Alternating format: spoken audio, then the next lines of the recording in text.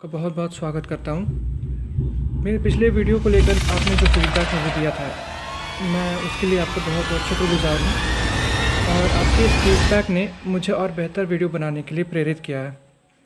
तो बिना देरी किए शुरू करते हैं आज की स्टोरी। तो चलिए शुरू करते हैं। तो आज की कहानी है न्यू मैक्सिको की रोजवेल शहर की। यूँ तो रोजवेल शहर बहुत ही शांत और खुशियों से भरा हुआ शहर है, पर इन दिनों पेरेंट्स और बाकी लोग खुश नहीं है, काफ़ी चिंता में।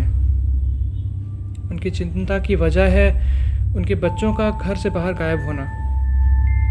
वो अपने बच्चों को घर से बाहर अकेले छोड़ने के लिए राज़ी नहीं है। उन्हें डर लगता है कहीं वो बाहर जाएंगे और गायब हो गया उनका कोई बच्चा तो। दरअसल पिछले कुछ दिनों से घटना ये घट रही है कि जो भी बच्चा अकेले घर के बाहर जाता है तो किसी न किसी तरीके से वो गुमशुदा हो जाता है। और इसको लेकर के जो प्रशासन है, जो पुलिस है, जो डिपार्टमेंट है, वो भी काम कर रही है, लेकिन उनको कुछ सफलता मिली नहीं अभी तक। किसी भी बच्चे का सुराग अभी तक मिल नहीं पाया है। ये हायर सेकेंडरी स्कूल के दो स्टूडेंट्स, जैक और एला, उनके दो भाई, वो भी मिसिंग है। और ये दोनों चर्चा कर रहे हैं कि कैसे हम अपने भाइयों को और बाकी बच्चों को हम ढूंढ सके। तो जैक ने काफ़ी इन्वेस्टिगेशन शुरू किया। उसने उसके बड़े भाई के एक दोस्त, ट्रैफिक कंट्रोल मैनेजमेंट डिपार्टमेंट के एक हेड है, तो उसने उनकी मदद ली और उनके मदद से पता लगा कि कौन बच्चा कैसे किस जगह से मिसिंग है, ताकि उनको ट्रेस किया जा सके उस सीसीटीवी फुटेज के माध्यम से। दरअसल हुआ यूँ कि उस जगह पे जहाँ से बच्चे गायब हो रहे थे, वहाँ पे एक स्पेसिफिक सिंबल उन्हें मिला। उस स्पेसिफिक सिंबल को लेकर के जैक ने काफ़ी रिसर्च किया। उसकी ग्रैंडमदर के पास एक ऐसी बुक थी जो कि ऐसे सिंबल्स के बारे में डिटेल में उसमें दिया हुआ है। तो उसने उस बुक को चेक किया, तो उस सिंबल के बारे में ये था कि ये सिंबल एक इंसान और सेटन यानी कि एक शैतान के राजा लूसीफर के बीच हुए सौदे को लेकर के ये उसका प्रतीक है। ये सिंबल जिसमें एक इंसान किसी दूसरे इंसान की आत्मा के साथ सौदा करता है लूसीफर से। वो सिंबल को लेकर के और भी काफ़ी रिसर्च कर रहा था जैक, और उसके बारे में काफ़ी कुछ पता भी चला कि ये एक तरीके का ऑकल्ट है, एक रिचुअल है जो कोई इंसान उस शक्ति से, उस लूसीफर नाम के शैतान से शक्ति हासिल करता है ताकि कोई भी उसे हरा ना सके। और ऐसे इंसान को हराने का सिर्फ एक ही ज़रिया है कि उसी सामग्री को प्योर करके, शुद्ध करके उससे उसका हथियार बनाया जाए ताकि उस इंसान को हराया जा सके।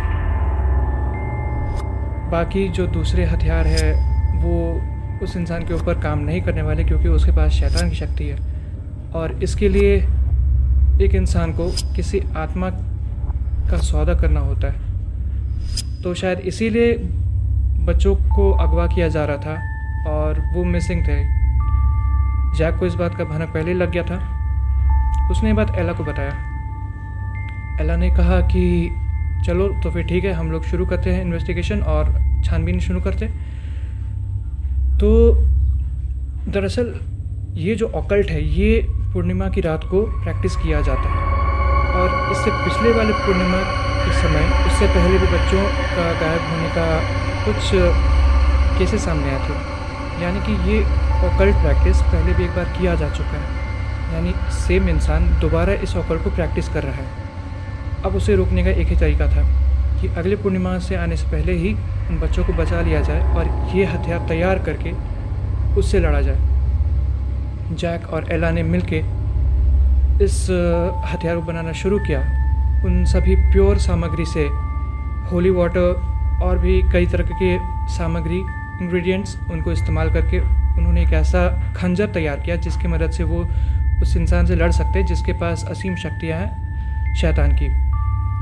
अगले दिन जैक पूर्णिमा से एक दिन पहले ही उसे पता चल गया था सीसीटीवी फुटेज के माध्यम से कि वो इंसान बच्चों को अगवा करके कहाँ ले जाता है। दरअसल वो इंसान बच्चों को हिप्नोटाइज करके उन्हें अपने साथ अपने एक कॉटेज नुमा घर में ले जाता है और वहाँ उनकी बलि देकर वो उस ऑकल्ट को प्रैक्टिस करने वाला था।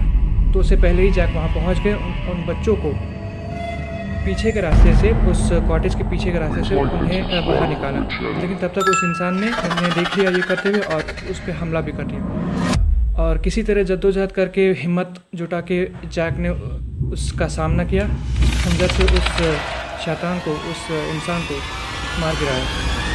अगले दिन इसके लिए उस शहर के मेयर ने उसे सम्मानित किया और उन सभी बच्चों को जो अगवा हो गए थे उन्हें वापस लाने के लिए उसे सम्मानित किया गया।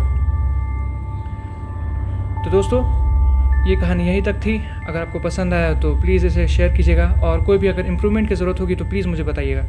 तब तक के लिए धन्यवाद। Stay safe, stay happy.